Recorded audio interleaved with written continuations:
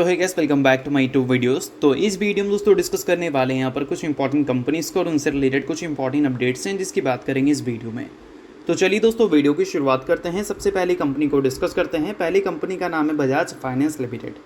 But इसको discuss करने से पहले दोस्तों, अगर आपने अभी तक चैनल को सब्सक्राइब नहीं किया है तो चैनल को सब्सक्राइब करके बेल आइकन को प्रेस कर लो और टेलीग्राम चैनल को भी ज्वाइन कर लो, जिसका लिंक आपको डिस्क्रिप्शन में देखने को मिल जाएगा। और दोस्तों एक डिस्क्लेमर भी रहेगा, जितने भी कंपनी से रिलेटेड न्यूज़ एंड अपडेट्स हम लोग कवर करेंगे वो सारी न्यूज़ एंड अपडेट्स सिर्फ और सिर्फ एजुकेशन पर्पज़ के लिए, सीखने के लिए है। तो इसको किसी भी तरह का इन्वेस्टमेंट एडवाइस मत समझना, आप खुद से रिसर्च और एनालिसिस भी कर सकते हैं। तो चलिए अब वीडियो की शुरुआत करते हैं। सबसे पहले बात करते हैं बजाज फाइनेंस लिमिटेड के बारे में। दोस्तों अगर आज के दिन की बात करें तो ये कंपनी आपको काफ़ी ज़्यादा फोकस में देखने को मिल रही थी। अब फोकस में रहने का सबसे बड़ा रीज़न है न्यूज़। अब न्यूज़ जो हमें सुनने को मिल रही है वो कंपनी के बिजनेस से रिलेटेड सुनने को मिल रहा है। बट एग्जैक्ट वो सारी चीज़ें हैं क्या, तो चलिए उसकी बात करते हैं। तो देखो दोस्तों, आज के दिन की बात करें तो बजाज फाइनेंस में एक टाइम पे आपको 3% के आसपास की तेज़ी भी देखने को मिला था। रीज़न था कि कल के दिन कंपनी ने अपने Q1 के बिजनेस अपडेट को शो किया था और वो बिजनेस अपडेट मार्केट को काफ़ी ज़्यादा अच्छा लगा है, क्योंकि कंपनी के न्यू लोन्स बुकिंग की बात करें या फिर एसेट अंडर मैनेजमेंट की बात करें, दोनों में काफ़ी अच्छी ग्रोथ कंपनी ने रिपोर्ट किया है इस Q1 में। अब चलिए एग्जैक्ट सभी फिगर्स को अच्छी तरह से समझ लेते हैं। तो देखो यहाँ पर मेंशन किया गया है कि NBFC यानी कि बजाज फाइनेंस की बात हो रही है, इनके जो एसेट अंडर मैनेजमेंट है वो इस बार अगर हम ईयर ऑन ईयर बेसिस पे कंपैरिजन करें तो 25% से बढ़कर देखने को मिला है। इस बार हमें एसेट अंडर मैनेजमेंट कंपनी का जाता हुआ दिखा है 4,41,000 करोड़। और इसी को अगर पिछले साल के Q1 से कंपैरिजन करें तो वहाँ पर था 3,54,000 करोड़, यानी कि ईयर ऑन ईयर बेसिस पे 25% की ग्रोथ कंपनी ने दिखाया है। अब देखो ये जो 25% की ग्रोथ है ये उस पीरियड में कंपनी ने दिखाया है जिसमें रेपो रेट जो है वो 6.5% पे था। अब रेपो रेट 1% से कट होकर अभी के टाइम पे देखोगे तो 5.5% के आसपास है, यानी कि उम्मीद है मार्केट को कि अभी 25% की ग्रोथ कंपनी अगर एसेट अंडर मैनेजमेंट में दिखा रही है तो हो सकता है कि Q2 में इस ग्रोथ से बेटर कंपनी रिपोर्ट करती हुई दिख जाए। ठीक है, तो इस चीज़ को थोड़ा ध्यान में रखना। अब इसके अलावा दोस्तों अगर हम बात करें एसेट अंडर मैनेजमेंट इस क्वार्टर में कितना इंक्रीज़ हुआ है, तो सिक्वेंशियल बेसिस पे अगर हम देखें तो 24,750 करोड़ हमें बढ़कर देखने को मिला है कंपनी के एसेट अंडर मैनेजमेंट, अगर हम पिछले क्वार्टर के एसेट अंडर मैनेजमेंट को कंपैरिजन करें इस क्वार्टर से तो। ठीक है, अब इसके अलावा दोस्तों कस्टमर फ्रेंचाइजी का डेटा भी आपको देखने को मिलेगा, जिसको अगर देखोगे तो इस बार हमें Q4 में लगभग 4.69 मिलियन बढ़ते हुए देखने को मिले हैं और टोटल जो हो चुके हैं वो 106 मिलियन से थोड़ा ऊपर है। बोल सकते हैं 106.51 मिलियन टोटल कंपनी के कस्टमर फ्रेंचाइजी हैं। अगर इसको पिछले साल के डेटा से कंपैरिजन करें तो पिछले साल नंबर था 88 मिलियन और अभी के टाइम पे ये नंबर 100 मिलियन को क्रॉस कर चुका है, यानी कि 10 करोड़ से भी ज़्यादा कंपनी के कस्टमर फ्रेंचाइजी हैं, ऐसा हम बोल सकते हैं। उसके अलावा दोस्तों अगर न्यू लोन्स की बात करें कि कितना कंपनी ने इस बार लोन्स बुक किया है, तो इस बार ग्रोथ हमें देखने को मिल रहा है कितना, ईयर ऑन ईयर बेसिस पे 23%। टोटल जो बुक कंपनी ने किया है वो लगभग 13.49 मिलियन है। अगर पिछले साल से कंपैरिजन करें तो 10.97 मिलियन कंपनी ने बुक किया था। तो न्यू लोन्स बुकिंग में भी अच्छी ग्रोथ हमें दिख रही है और इनफैक्ट 20% से ज़्यादा की ग्रोथ देखने को मिल रही है। और दोस्तों अगर हम डिपॉजिट्स की बात करें तो उसमें भी काफ़ी हेल्दी ग्रोथ हमें विटनेस करने को मिला है। डिपॉजिट्स के नंबर में करीब 25% की जंप है। 72,100 करोड़ का डिपॉजिट्स कंपनी के पास अभी के टाइम पे है। अगर पिछले साल का रिकॉर्ड देखोगे तो 62,774 करोड़ था। अब देखो दोस्तों, कंपनी का 2026 के फाइनेंशियल ईयर को लेकर स्टार्टिंग में जो गाइडेंस था वो 25 से 27% का ग्रोथ रेट का था कंपनी के एसेट अंडर मैनेजमेंट का। फिर इसको कंपनी ने कम कर 24 से 25% कर दिया था। पहले कंपनी ने बताया था कि मिनिमम 25% की ग्रोथ हम अचीव करेंगे और अब कंपनी ने बताया है कि मैक्सिमम हम 25% की ग्रोथ अचीव करेंगे। और कंपनी का जो एसेट अंडर मैनेजमेंट रिपोर्ट हुआ वो कितना रिपोर्ट हुआ, 25%, यानी कि मैक्सिमम नंबर के आसपास। अब ये जो ग्रोथ रेट कंपनी ने दिखाया है ये 6.5% पे जब रेपो रेट था उस हिसाब से दिखाया। अब जो रेपो रेट है वो 5.5% के आसपास है, तो हो सकता है कि जो कंपनी का अर्लियर गाइडेंस था यानी कि 25 से 27% वाला, वो कंपनी हो सकता है कि आपको अचीव करती हुई नज़र आ जाए इस फाइनेंशियल ईयर 2026 में। इस चीज़ को थोड़ा ध्यान में रखना। और बाकी अगर कंपनी के नेट इंटरेस्ट मार्जिन्स की बात करें तो उसको कंपनी ने पिछले कुछ टाइम में अगर देखा जाए तो लूज़ किया है।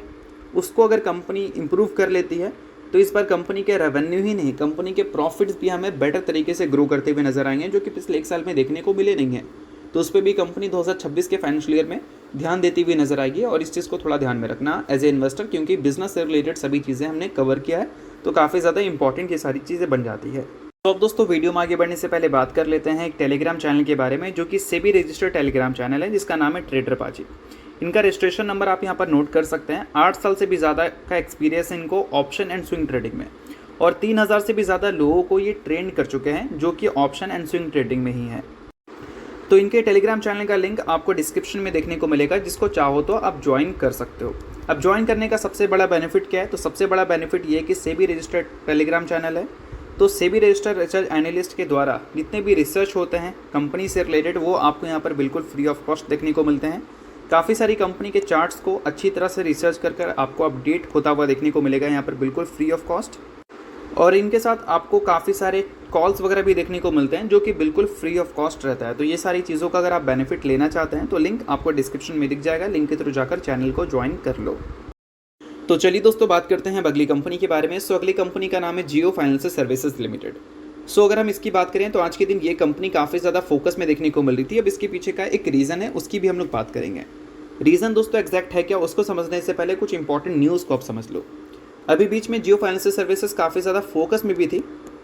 रीज़न था कि सेबी ने इसको लाइसेंस दे दिया था एज ए स्टॉक ब्रोकर काम करने का।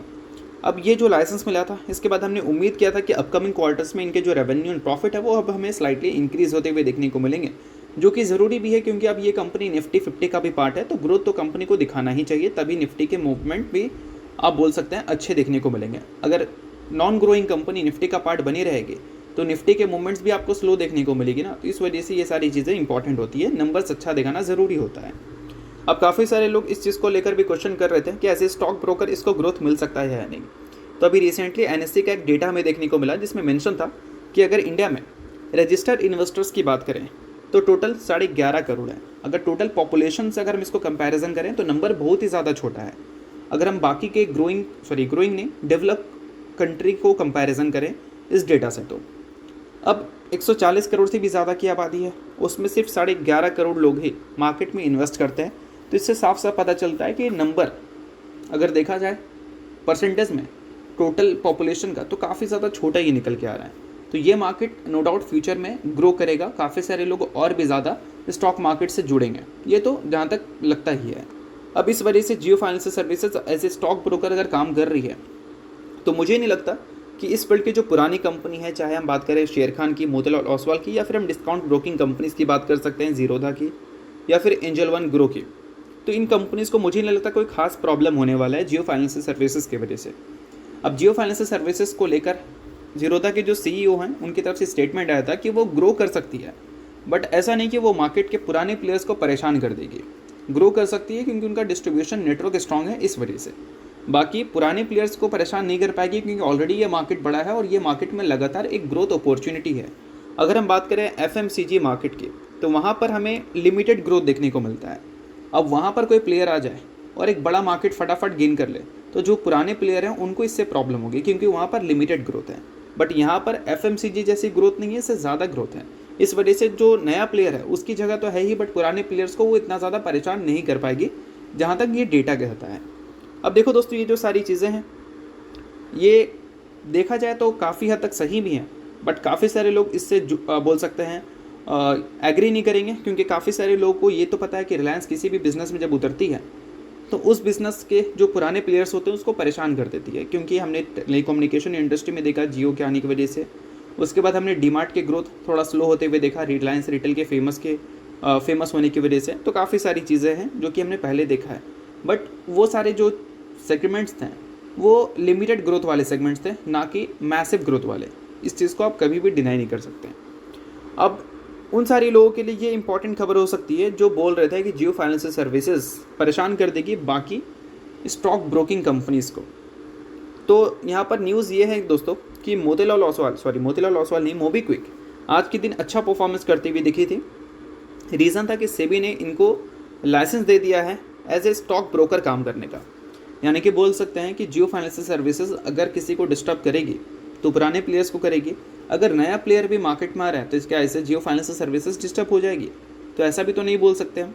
तो कहीं ना कहीं अभी इस मार्केट में जो ग्रोथ हमें दिख रहा है उस ग्रोथ के हिसाब से देखें तो और भी काफ़ी सारे न्यू प्लेयर्स इस मार्केट में इंट्रोड्यूस आपको होते हुए नजर आएंगे। इसमें मोबीक्विक भी इस मार्केट्स के साथ जुड़ती हुई दिखी है। तो ओवरऑल देखा जाए इस न्यूज़ को थोड़ा सा डिटेल में, तो मेंशन है यहाँ पर कि MobiKwik securities broking private limited, जो कि मोबीक्विक की ही सब्सिडरी कंपनी है, उनको मिल चुका है सेबी की तरफ से, बोल सकते हैं approval as a stock broking company बनाने का या फिर एज ए स्टॉक ब्रोकिंग के तौर पर काम करने का। अब इसमें क्या करेंगे वो भाई, तो सारी डिटेल्स आपको यहाँ पर देखने को मिलेंगे। आप चाहो तो स्क्रीन को पॉज कर रीड कर सकते हो। तो इन सारी चीज़ों को आप नोट कर लो।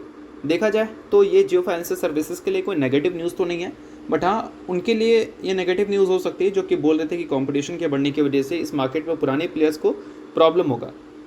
तो इस चीज़ की वजह से जियो फाइनेंशियल सर्विसेज को भी प्रॉब्लम हो सकता है, क्योंकि एक नया प्लेयर वापस से आ रहा है, एक नया प्लेयर आ रहा है, तो जो पुरानी कंपनी है उनको वापस से प्रॉब्लम होने वाली है। तो इन सारी चीज़ों को आप ध्यान में रखना। बाकी किसी भी तरह का रिकमेंडेशन नहीं है, सभी चीज़ें सिर्फ सीखने के लिए थी। अब ये सारी चीज़ें तो हमें जॉइंट वेंचर से रिलेटेड अब तक जितनी भी देखने को मिली, जॉइंट वेंचर से रिलेटेड देखने को मिली, इनकी जो मेन सब्सिडरीज हैं like Jio Finance Limited, Jio Insurance Broking Limited, Payment Solution Limited, तो ये सारी चीज़ों से रिलेटेड अभी तक हमें कोई मैसिव न्यूज़ सुनने को मिला नहीं है। तो हो सकता है कि आगे चलकर इनसे रिलेटेड भी हमें कुछ बड़े अपडेट्स देखने को मिले। इसमें एक है इंश्योरेंस सेगमेंट से रिलेटेड, जो कि जियो फाइनेंशियल सर्विसेज अलायंस ग्रुप के साथ हो सकता है कि टाइप करते भी नजर आ जाए, बट अभी तक वो सारी चीज़ें रिपोर्ट के जरिए सुनने को मिल रहा है, ना कि कोई ऑफिशियल खबर है। तो इस पर आप सिर्फ ध्यान रखना। अब इसके अलावा बात करते हैं अगली कंपनी के बारे में, जिसने रिसेंटली 1:5 की रेशियो में स्प्लिट की अनाउंसमेंट की है। नाम है दोस्तों कंपनी का जाइडस वेलनेस। अब ये कंपनी ने 1:5 के रेशियो में स्प्लिट का अनाउंसमेंट किया है, यानी कि एक के बदले कंपनी ने 5 इक्विटी शेयर देने का फैसला किया है एज ए स्प्लिट के तौर पर। सो अगर आप इस कंपनी के इन्वेस्टर हैं तो इस न्यूज़ को नोट कर सकते हैं, इन्वेस्टर नहीं इग्नोर कर सकते हैं। न्यूज़ थी इस वजह से मैंने बता दिया, बाकी किसी भी तरह का ये रिकमेंडेशन नहीं है। तो चलिए दोस्तों ये वीडियो यहीं तक था। आप करता हूँ वीडियो आपको अच्छा लगा, वीडियो चला लाइक कीजिए, पहली बार सब्सक्राइब कीजिए। वीडियो के लिए बहुत बहुत शुक्रिया।